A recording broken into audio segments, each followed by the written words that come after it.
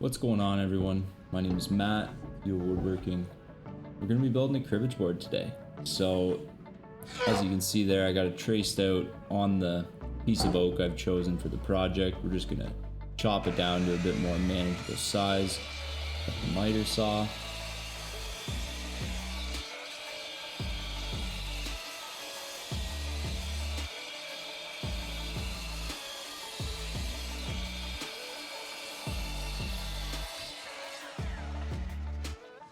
Take it over to the bandsaw.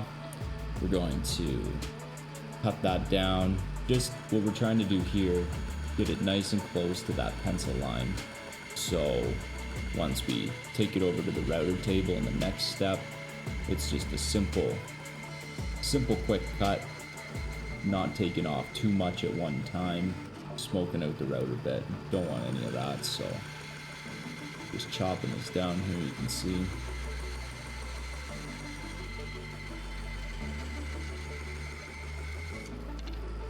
For this radius up top, we're going to be doing some relief cuts. I could have changed my blade. I have a big 3/4 inch blade in here right now, so it just munches through the oak, but not so good for turns. So if I had my 1/4 inch blade in, probably wouldn't have even needed relief cuts. Could have just went around that, but you can see there, this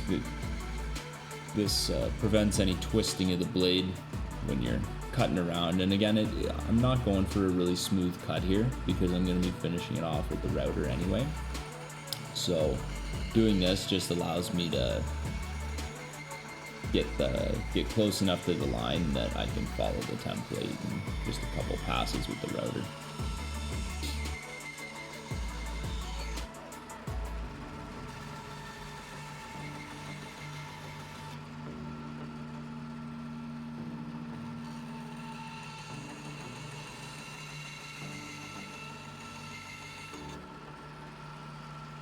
So here we're taking over to the planer now. Now you could do these steps either or. You could have planed it and then cut it with the bandsaw, or the way I did, bandsaw. And with this piece of wood, since I chopped it down short, one of the reasons I did that is the one side was already really flat. This doesn't usually happen with rough lumber, but with a shorter piece, there can be a nice flat side, so I don't even have to shim it up and shove it through on a sled through the planer first. I can just run it through right away, which saves a step. You see we're getting that roughness off of there, getting it flattened there. One more pass. I think it'll be looking real nice.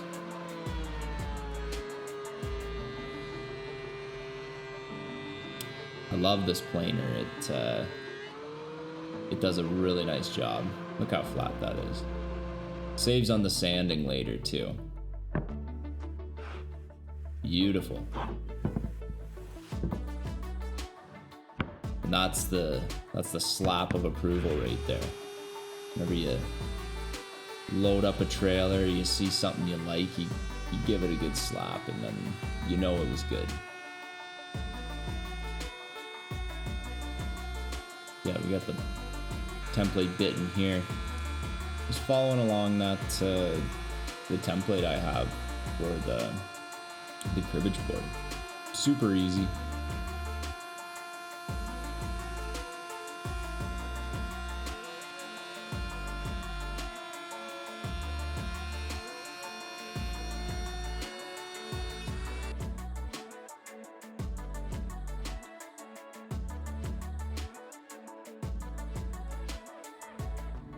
Then we take the tracing bit, and this one has the bearing on the top, so you can flip it over and then get rid of all that other stuff below.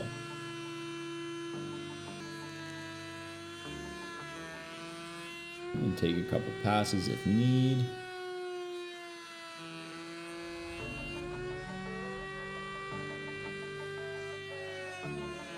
And look at this.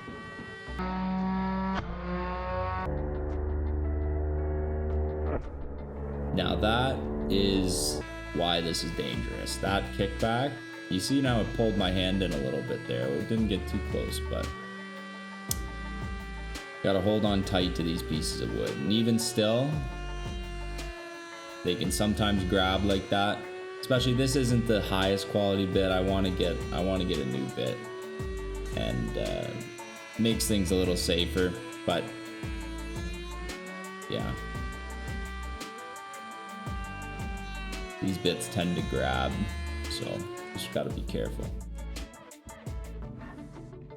This is the twist I'm talking about. So I have these jigs made up, and what we do is we can trace that out, and that's, I mean, you can read, it says pocket for cards and pegs. So this is going to be on the bottom side of the board, and it's going to hold the cards and the pegs. You can have a nice little lid. It's all concealed into one unit. I always seen boards that hold the pegs, but not too many I've seen that hold the cards too. And you need cards to play the game. I know everyone's got a deck of cards laying around, but it's nice. You have a nice cribbage set, you want to have your cards with it, right? So I chose to, for my design, make the pocket a bit bigger on the back, and that way you can put the cards and the pegs in there. It's a big enough piece of wood, so why not, right?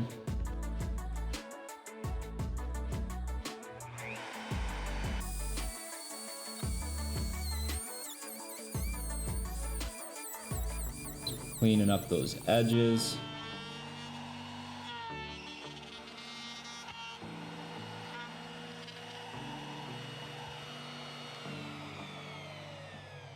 Zip, zip around the template. Pop that off. Look how nice that is. Very clean. This is why a router and a template jig, take your time. Thumbs up. That's good stuff. And if you don't follow me yet, I would really appreciate, or I guess on YouTube, I'd appreciate the subscribe, like the video, comment on it if you like how the video's going. I appreciate all that good stuff. And I got lots more videos coming in the future, so subscribe, stay tuned. Good stuff. So now this is the pocket where the lid will sit in, because you don't want the lid to sit up and the cribbage board tips around. You want it recessed in so it fits nice and snug in there. Vacuum that baby out. Get the template off. And again, so clean. That's satisfying. I don't care what anyone says. The template there to show. Oh yeah. Now, remember when that kickback happened on the router? I didn't notice until now. Look at that dirty split. Right down. So we're gonna have to pop some dowels in there. We're gonna use some matching oak to clean that up. This annoyed me, but for every problem, there's a solution, so this is what we gotta do. And me being a new YouTuber, I forget to record sometimes, so all you get is the video of me drilling the holes. You don't get the video of me drilling the plugs. Even though that scrap piece of wood on the right side of the screen there, I drilled the dowels out of that wood, which was a cutoff from the bandsaw. So it matches perfectly.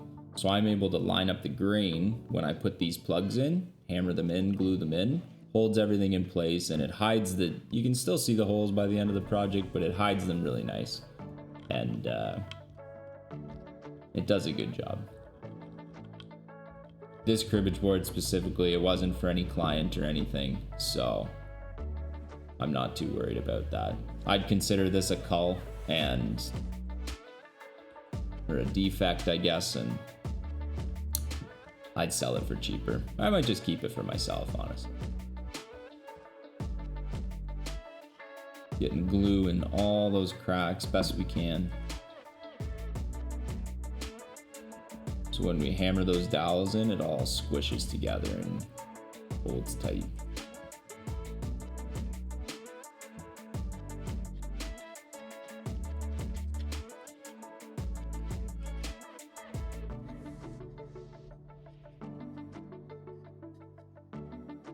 There's these little dowels I was talking about, plugs, whatever you want to call them. And you can see I've lined up the grain there the best I can. So once you hammer it in, that's the best way to hide them.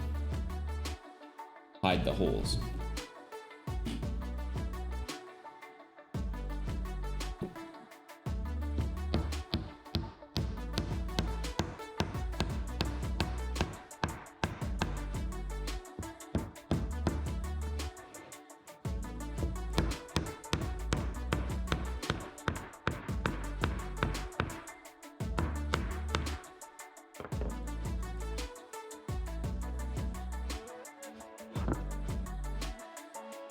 There you have it, all cleaned up.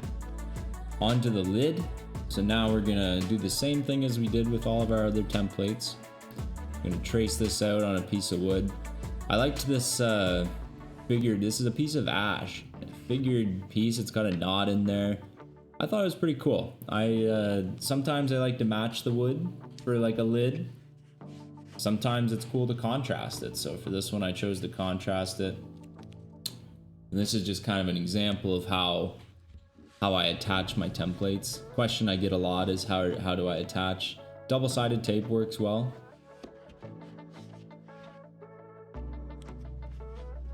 Super glue and the fast-acting spray. It works really good. And you can just squish them together. It attaches in 2 seconds with a bit of pressure. And just spray the other side, the part B. The green tape is just to protect the wood. Squish that together like that. And then they're solid. It's not like too solid that you can't get it off, but it's solid enough that you don't have to worry about it moving around on you while you're cutting. Because you are putting a little bit of sideways pressure on that, pressing up against the bearing.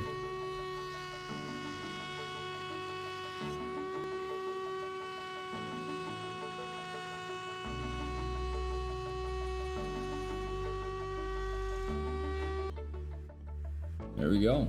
Let me test it out. Oh yeah, look at that fit. Love to see it. Lid's keep the lid a little bit thicker. So, because you can always sand it down. You can't sand it thicker. You can sand it thinner. So, we leave it a little bit high. You can see here, I'm just sanding it down so it gets flush with the back of the board. Everything's sitting flat.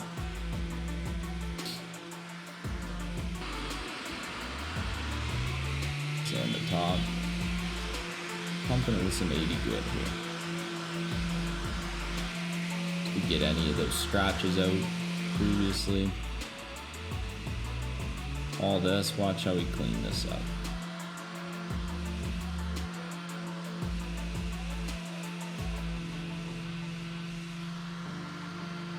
All that glue. And see, if you ask me, like, see, you can see them still. You're never gonna not see them, but that's pretty well hidden. Now the fun part, honestly, it's the part I dread on these projects. That's a lot of holes. I don't have a CNC machine, so gotta do them by hand. You can see here, I'm just setting up the table, and what I'm gonna do is these have, you can set the depth stop on these drill presses. So you pick your depth of your peg that's gonna stick into the board below the template. And then I can tighten that up. And what that does is now when you see I go down, it stops. So I don't have to think about where I'm stopping every time, you just go. You pop in some tunes and you just go. So, and for reference, this takes about an hour. Takes about an hour of just straight drilling. I've built about 5 of these, that's what it takes. I try and do about half, take a little break, do another half. I wish I could drill this fast in real life. That is sped up like 15, 20 times. I don't know, it's fast. Goes a lot slower than that. But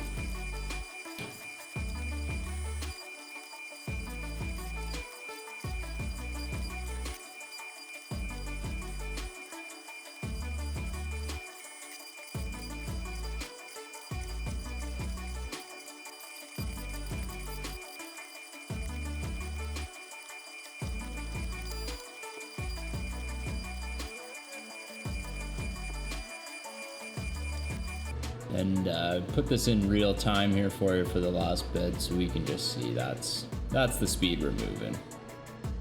After you drill that many holes, you start getting pretty quick, but it's still not that quick.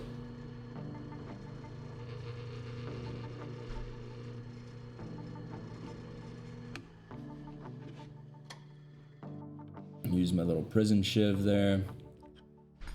And look at that tear out. Isn't that awful? That's like, this is like a 18 plus cribbage board. Like, look how sharp that is. You get slivers, it's dangerous. Couple quick passes through the planer will solve that though. We leave the board a little thick for this reason. The first time I built one of these, I pretty near pooped myself when I took it off. I thought I ruined the whole thing. I thought I was gonna have to start all over, but that's not the case. We're all right. You can see it comes out the other side looking real nice. I'm gonna pop that through one more time. That's beautiful. Much better.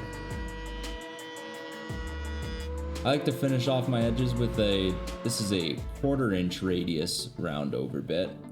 It creates a good size. It's a somewhere in between. It's nothing crazy, but it's definitely really softens up the piece of wood, softens up the edges, makes a really nice consistent edge profile, and feels nice in the hand. You won't have to worry about any slivers or cuts or anything like that.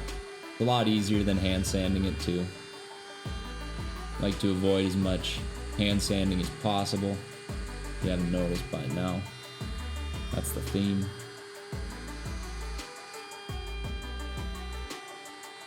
You take a couple passes there, because you try and do that all at once, it's going to be tear out. So, now after we do that, we've done our 80, we've done our 120, and I like to do, honestly, after 120, things are smooth for wood. But 180, you're not removing much material. You come back, you can get rid of all the burn marks on the wood. So, and it's just a little bit extra smoothness. So, ending this off with the cinematic here. If you enjoyed the video, please subscribe. I'm gonna be making more of these, and yeah, stay tuned for the next one. Cheers.